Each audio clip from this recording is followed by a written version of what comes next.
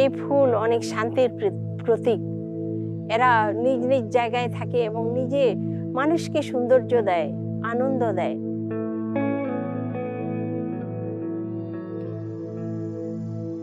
আমার নাম প্রমীলা হেমব্রম।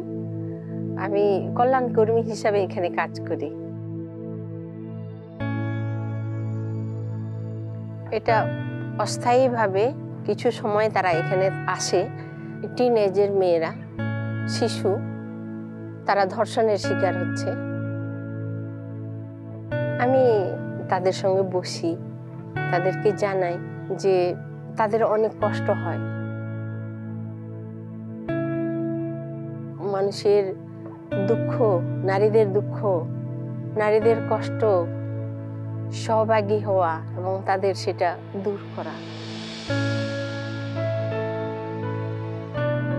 হ্যাঁ, দেব দিদি আসলে অনেক ভালো মনের এবং অনেক ধৈর্য ধরে কথা শুনে।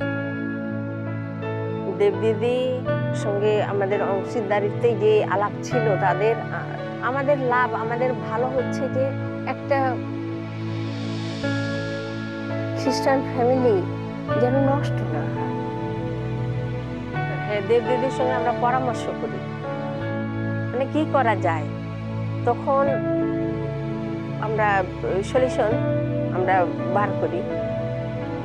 দেব দিদি সেই কষ্ট বহন করা প্রার্থনার মধ্যে দিয়ে আমাকে সাহায্য করছে।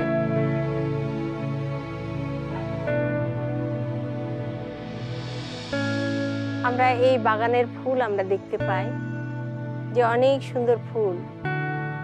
তো সেইভাবে ঈশ্বর আমাদের সৃষ্টি করেছেন। আমাদের প্রত্যেকটি মায়েদের, প্রত্যেকটি নারীকে ঈশ্বর সৃষ্টি করেছেন তার পরিকল্পনা অনুযায়ী। মানুষ হচ্ছে সামাজিক জীব। আমরা সমাজে বসবাস করি একে অপরের সাহায্য সহযোগিতার জন্য।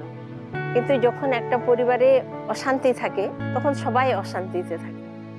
আর যখন সেই পরিবারে শান্তি আসে, মিনিমাইজ হয়ে যায়, তাদের পরিবারে ভালো থাকে তারা, স্বামী স্ত্রী ছেলে মেয়ে, তখন প্রতিবেশী সামাজিক অবস্থাও শান্তি পায়।